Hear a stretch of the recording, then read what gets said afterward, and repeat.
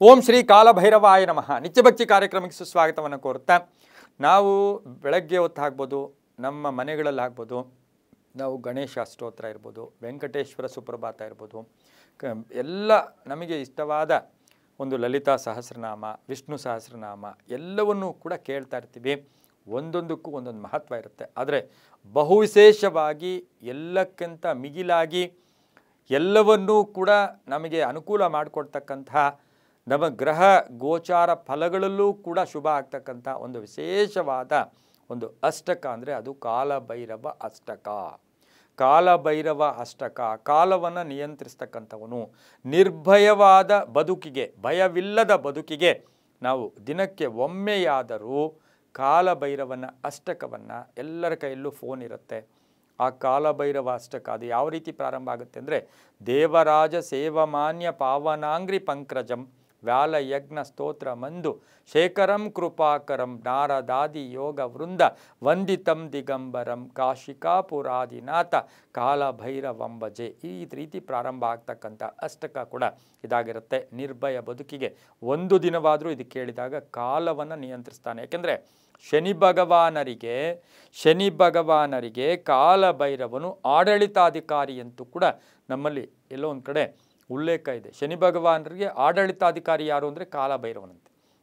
ಹಾಗಾಗಿ ಕಾಲಭೈರವ ಅಷ್ಟಕವನ್ನು ಏನೇನೋ ಕೇಳ್ತಾ ಇರ್ತೀವಿ. ದಿನಕ್ಕೊಮ್ಮೆಯಾದರೂ ಕೇಳಿದಾಗ ಕಾಲ ನಮಗೆ ಅನುಕೂಲಕರವಾಗಿ ಕೂಡ ಇರುತ್ತೆ. ಎಲ್ಲೋ ಒಂದು ಕಡೆ ಕಾಲದಿಂದ ಅಪಮೃತ್ಯು, ಕಾಲದಿಂದ ಕಾಲದಿಂದ ಏನೇನೋ ಬರ್ತಾ ಇರುತ್ತೆ, ಅದು ಕೂಡ ನಮಗೆ ದೂರ ಆಗುತ್ತೆ. ಕಾಲವನ್ನು ನಿಯಂತ್ರಿಸ್ತಕ್ಕಂಥವನೇ ಕಾಲಭೈರವ. ನಮಗೆ ಗೊತ್ತು 64 ಭೈರವಗಳಲ್ಲಿ ಕಾಲಭೈರವ ವಿಶೇಷವಾದ ಭೈರವ ಕೂಡ ಇದಾಗಿರ್ತಾನೆ.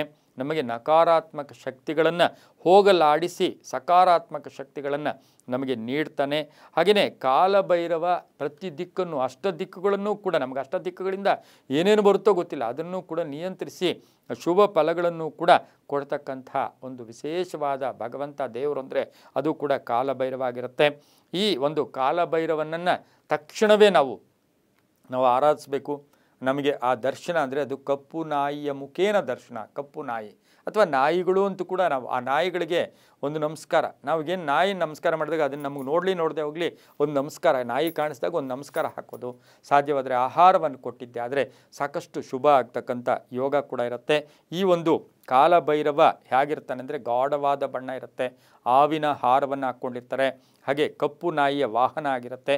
ಪ್ರತಿದಿನ ನೀವೇನಿಲ್ಲ ಓಂ ನಮೋ ಕಾಲಭೈರವಾಯ ಅಥವಾ ಓಂ ಭೈರವಾಯ ನಮಃ, ಓಂ ಭೈರವಾಯ ನಮಃ ಈ ಮಂತ್ರವನ್ನು ಕೂಡ ಜಪ ಮಾಡೋದ್ರಿಂದ ಉತ್ತಮ ಸಮಯ ಬರುತ್ತೆ, ಕೆಟ್ಟ ಸಮಯ ದೂರ ಹೋಗುತ್ತೆ, ಹಣಬರಹ ಬದಲಾವಣೆ ಆಗ್ತಕ್ಕಂಥದ್ದು. ಧರ್ಮಗ್ರಂಥಗಳ ಪ್ರಕಾರ ಸಾಲಬಾಧೆ, ರೋಗರುಜಿನಗಳು, ಸಾವಿನ ಕಾಟ, ಆರ್ಥಿಕ ಭಯ ಇವೆಲ್ಲವನ್ನು ಸುಧಾರಣೆ ಮಾಡ್ತಕ್ಕಂಥ ಆಡಳಿತಾಧಿಕಾರಿ ಅಡ್ಮಿನಿಸ್ಟ್ರೇಟರ್ ಯಾರು ಅಂದರೆ ಅದು ಕಾಲಭೈರವ ಕೂಡ ಆಗಿರ್ತಾರೆ. ಭೈರವರು ಶನಿ ಭಗವಾನರ ಆಡಳಿತಾಧಿಕಾರಿ ಅಂತ ಈಗಾಗಲೇ ಹೇಳ್ತಾ, ಈ ಒಂದು ಶನಿವಾರ ಭೈರವರಿಗೆ ನಮಸ್ಕಾರ ಮಾಡೋದು, ಮನೆಯಲ್ಲಿ ಪ್ರತಿನಿತ್ಯ ಕಾಲಭೈರವ ಅಷ್ಟಕವನ್ನು ಕೇಳಿ ಒಂದು ಸ್ವಲ್ಪ ಹೊತ್ತು, ಎಲ್ಲ ಒಂದು 5 ರಿಂದ 10 ನಿಮಿಷದಲ್ಲಿ ಮುಗಿದೋಗುತ್ತೆ. ಅದನ್ನು ಕೇಳೋದ್ರಿಂದ ಹೊಸ ಅವಕಾಶಗಳು ಬರುತ್ತೆ, ಹೊಸ ಉರುಪು ಬರುತ್ತೆ, ಹೊಸ ಚೈತನ್ಯ ಬರುತ್ತೆ. ನಮಗೆ ಜೀವನದ ಮುಂದಿನ ದಾರಿಗಳು ಕೂಡ ಸುಗಮವಾಗಿರುತ್ತೆ. ಬೆಳಕಿನಲ್ಲಿ ನಡೆದಾಗ ಸುಗಮವಾಗಿ ನಡೀಬೋದು, ಕತ್ತಲೆಯಲ್ಲಿ ನಡೆದಾಗ ಎಲ್ಲೋ ಒಂದು ಕಡೆ ಬೀಳೋ ಒಂದು ಸಂದರ್ಭ ಕೂಡ ಇರುತ್ತೆ. ಬೆಳಕು ಅಂದಾಗ ಜ್ಞಾನ, ಒಂದು ಬುದ್ಧಿ ಶಕ್ತಿಯಿಂದ ನಾವು ಕೂಡ ಜೀವನವನ್ನು ಕೂಡ ನಿರ್ವಹಣೆ ಮಾಡ್ಕೋಬೋದು. ಪ್ರತಿನಿತ್ಯ ಓಂ ನಮೋ ಕಾಲಭೈರವ ಜಪ ಮಾಡ್ಕೊಳ್ಳಿ. ಇಲ್ಲಿ ಒಂದು ಪ್ರಶ್ನೆ ಉದ್ಭವಿಸುತ್ತೆ, ಮಹಿಳೆಯರಾಗಲಿ ಪುರುಷರಾಗಲಿ ಎಲ್ಲರೂ ಹೇಳ್ಕೋಬೋದು. ಹಾಗಾಗಿ ಈ ಒಂದು ಆತಂಕ ನಿವಾರಣೆಯಾಗುತ್ತೆ, ಭಯ ಹೊರಟೋಗುತ್ತೆ, ಒಳ್ಳೆಯದು ಆಗುತ್ತೆ ಅಂತ ಹೇಳ್ತಾ, ಎಲ್ಲವೂ ನಂಬಿಕೆ ಆಧಾರದಲ್ಲಿ ಇರ್ತಕ್ಕಂಥದ್ದೇ ಕೂಡ ಆಗಿದ್ದು, ಸರ್ವೇ ಜನ ಸುಖಿನೋ ಭವಂತು, ಸಮಸ್ತ ಸನ್ಮಂಗಳಾನಿ ಭವಂತು.